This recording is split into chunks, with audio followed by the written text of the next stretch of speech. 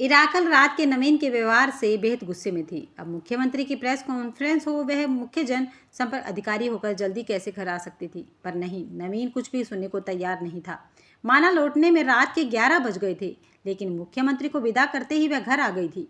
नवीन के मूड ने उसे वहां एक भी निवाला गले से नीचे नहीं उतारने दिया। दिन भर की भागदौड़ से थकी जब वह रात को भूखी घर आई, तो मन में कहीं हुमक उठी कि अम्मा की तरह कोई उसे दुलारे की नन्ही कैसे मुंह सूख रहा है तुम्हारा, चलो हम खाना परोस दें। लेकिन कहा वह कोमलता और ममता की कामना, और कहाँ वास्तविकता में क्रोध से उबलता चहलकदमी करता नवीन उसे देखते ही उबल पड़ा। यह वक्त है घर आने का, 12 बज रहे हैं। आपको पता तो था आज सीएम की प्रेस कॉन्फ्रेंस थी। आपकी नाराजगी के डर से मैंने वहाँ खाना भी नहीं खाया, और आप हैं कि ईरा रोआंसी हो गई थी। छोड़ो, आपका पेट तो लोगों की सराहना से ही भर गया होगा, खाने के लिए जगह ही कहाँ थी। हमने भी बहुत सी प्रेस कॉन्फ्रेंस अटेंड की है, सब जानते हैं महिलाओं की उपस्थिति वहाँ सिर्फ वातावरण को कुछ सजाए रखने से अधिक कुछ नहीं होती। शर्म करो, जो कुछ भी मुंह में आ रहा है बोले जा रहे हो। ईरा साड़ी हैंकर में लगाते हुए बोली, इस घर में रहना है तो समय पर आना जाना होगा। यह नहीं कि जब भी चाहा घर से चली गई और जब चाहा आ गई। यह घर है, कोई सराय नहीं। क्या मैं तफरी कर के आ रही हूँ? तुम इतने बड़े व्यापारिक संस्थान में काम करते हो, तुम्हें नहीं पता कि देर सवेर होना अपने हाथ की बात नहीं होती। इरा को इस बेमतलब की बहस पर गुस्सा आ रहा था। गुस्से से उसकी भूख और थकान दोनों गायब हो गई। फिर कॉफी बनाकर कप में डालकर बच्चों के कमरे में चली गई। दोनों बच्चे गहरी नींद में सो रहे थे। इरा ने शांति की सांस ली। नवीन की टोका टाकी उसके लिए ऐसा नहीं हो गई थी। फोन किसी का भी हो, नवीन के रहते आएगा तो वही उठाएगा, फोन पर पूरी जिरह करेगा। क्या काम है, क्या बात करनी है, कहाँ से बोल रहे हो? लोग इरा का कितना मजाक उड़ाते हैं। नमीर को उसका जेलर कहते हैं। कुछ लोगों की नज़रों में वह दया की पात्र बन गई है। इरा सोचकर सिर उठी कि अगर ये बातें बच्चे सुनते हैं तो क्या होती उसकी छवि बच्चों की नज़रों में। वैसे जिस तरह के आसार हो रहे हैं, जल्द ही बच्चे भी साक्षी हो जाएंगे ऐसे अवसरों के। इरा ने कॉफ़ी का घूंट पीते हुए निर्णय लिया, बस और नहीं, उसे अब जीव नवीन के साथ रहकर और अपमान नहीं करवाना है। पुरुष है तो क्या हुआ, उसे हक मिल गया है उसके सही और ईमानदार व्यवहार पर भी आए दिन प्रश्न चिन्ह लगाने का और नीचा दिखाने का। अब वह और देर नहीं करेगी, उसे जल्द से जल्द निर्णय लेना होगा, वरना उसकी छवि बच्चों की नज़रों में मलिन हो जाएगी। इसी ऊहापोह में कब वह अपने सोफे पर सो गई, पता ही नहीं चला। अगले दिन बच्चों को स्कूल भेजा। नवीन ऐसा दिखा रहा था मानो कल की रात रोज गुजर जाने वाली सामान्य सी बात थी, लेकिन ईरा का व्यवहार बहुत सीमित रहा। ईरा को 9 बजे तक घर में घूमते देख नवीन बोला, क्या आज ऑफिस नहीं जाना है? आज छुट्टी है। अभी तक तैयार नहीं हुई, मैंने छुट्टी ली है। ईरा ने कहा, तुम्हारी तबीयत तो ठीक लग रही है, फिर छुट्टी क्यों? नवीन ने पूछा, कभी कभी मन में बीमार हो जाता है, इसलिए। ईरा ने कसेले स्वर में कहा, समझ गया। नवीन बोला, आज तुम्हारा मन क्या चाह रहा है? क्यों बेकार में अपनी छुट्टी खराब कर रही हो? जल्दी से तैयार हो जा। नहीं, ईरा बोली, आज मैं किसी हाल में भी जाने वाला नहीं हूँ। ईरा की आवाज़ में जिद थी। नवीन कार की चाबी उठाते हुए बोला, ठीक है, तुम्हारी मर्जी। बच्चों और पति को भेजने के बाद देर तक घर में इधर उधर चहलकदमी करती रही। उसका मन स्थिर नहीं था। अगर नवीन की नोक झोंक से तंग आकर नौकरी छोड़ भी दूँ तो क्या भरोसा कि नवीन के व्यवहार में अंतर आएगा या फिर बात का बतंगड़ बन जाएगा। लड़ने वाले को तो बहाने की जरूरत नहीं होती। नवीन के पिता के इस कड़वे स्वभाव के कारण ही उसकी माँ हमेशा घुट घुट कर जी रही थी। पैसे पैसे के लिए उन्हें तरसना पड़ रहा था। नवीन के पिता ने अपनी मर्जी से हजारों उड़ा दिए। नवीन की नज़रों में उसके पिता ही उसके आदर्श पुरुष थे, और माँ का पिता से दबकर रहना ही नवीन के लिए माँ की सेवा और बलिदान था। ईरा जितना सोचती उतना ही उलझती जाती। उसे लग रहा था अगर वह इसी तरह मानसिक तनाव और उलझन में रही तो पागल हो जाएगी। हर जगह सम्मानित होने वाली ईरा अपने ही घर में प्रताड़ित होगी। उसने सोचा भी न था। एहसास से आंसू उसकी आंखों से उतर आए। अचानक उसकी नज़र घड़ी पर पड़ी। अरे, 1:30 बज गया। फटाफट उठकर नहाने के लिए गई। वह बच्चों को अपनी पीड़ा और अपमान का आभास नहीं होने देना चाहती थी। नहाकर सूती साड़ी पहनकर हल्का सा मेकअप किया, फिर बच्चों के लिए सलाद काटा, जलजीरा बनाया, खाने की मेज लगाई। दोनों बच्चे माँ को देखकर खिल उठे। बिना छुट्टी के माँ का घर होना उनके लिए कोई पर्व सा बन गया था। तीनों ने मिलकर खाना खाया, फिर बच्चे होमवर्क करने लग गए। 5 बजे के लगभग ईरा को याद आया कि उसकी सहेली मानसी पाकिस्तानी नाटक का वीडियो देखकर गई थी। बच्चे होमवर्क कर चुके थे। ईरा ने उन्हें नाटक देखने के लिए आवाज़ लगाई। दोनों बेटे उनकी गोदी में सिर रखकर नाटक देख रहे थे। अजीब इत्तेफाक था। नाटक में नायिका अपने पति की जातियों से तंग आकर अपने अजन्मे बच्चे के संग छोड़कर चली जाती है, हमेशा के लिए। ईरा की तरफ देखकर अपूर्व बोला, माँ, आपसे रोने धोने वाली फिल्में मत देखा करो, मन उदास हो जाता है। मन उदास हो जाता है इसलिए नहीं देखनी चाहिए? ईरा ने सवाल किया। बेकार का आइडिया है एकदम, अपूर्व खींच कर बोला। इसलिए नहीं देखनी चाहिए अपूर्व, ईरा ने कहा। समझो इसी औरत की तरह अगर हम भी अगर घर छोड़ना चाहे तो तुम किसके साथ रहोगे? कैसी बेकार की बातें कर रही हैं आप भी माँ, अपूर्व नाराजगी के साथ बोला। आप ऐसा क्यों करेंगी? यूँ समझो कि हम भी तुम्हारे पापा के साथ इस घर में नहीं रह सकते तो तुम किसके साथ रहोगी? ईरा ने पूछा। जरूरी नहीं कि आपके हर सवाल का जवाब दिया जाए। 13 वर्ष की अपूर्व अपनी आयु से अधिक समझदार था।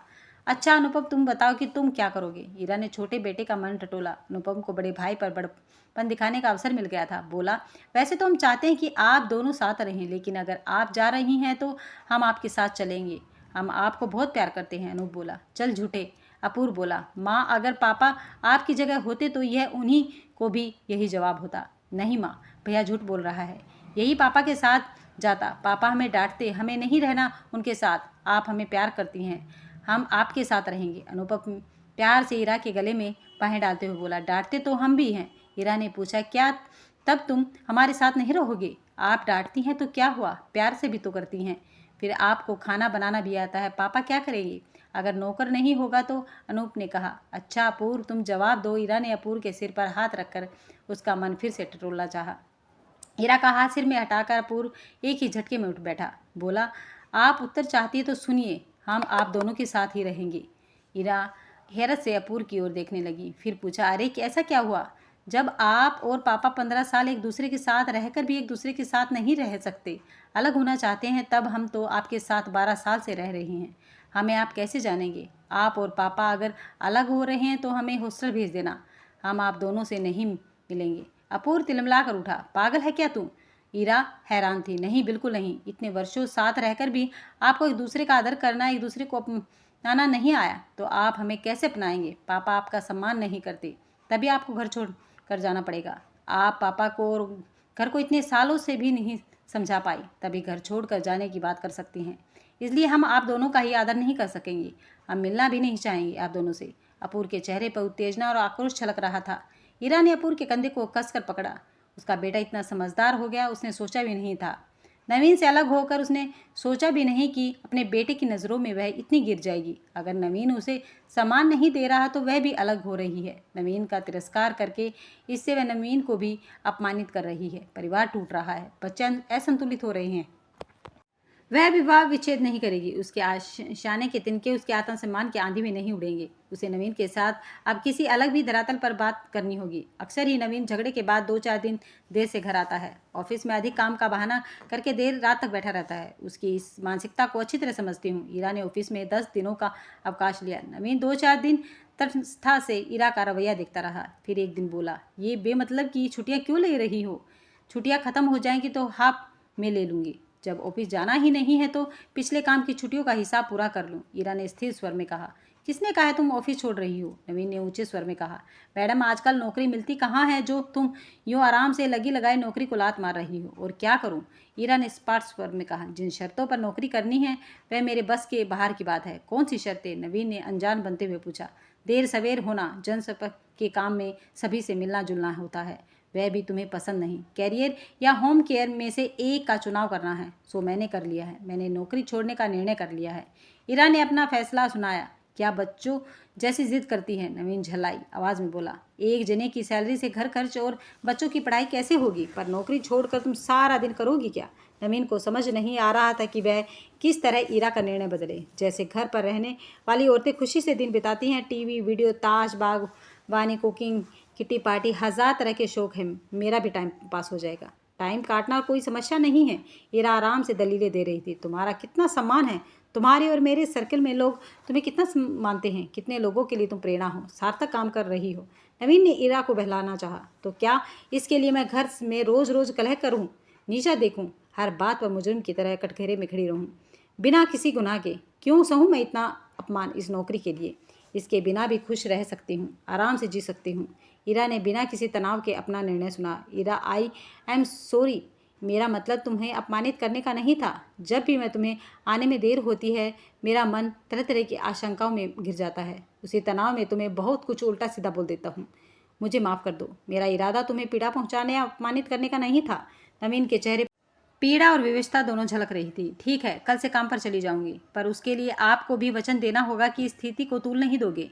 मैं नौकरी करती हूँ, मेरे लिए भी समय के बंधन होते हैं। मुझे भी आपकी तरह समय और शक्ति काम के प्रति लगानी पड़ती है। आपके काम में भी देर सवेर होती है ना, पर मैं यूँ शक करके क्लेश नहीं करती। कहते कहते ईरा रुआ से उठी। यार कह दिया ना, आगे से ऐसा नहीं होगा। अब बार बार बोल कर क्यों नीचा दिखाती हुई? ईरा का हाथ अपने दोनों हाथों में थाम कर नवीन ने कहा।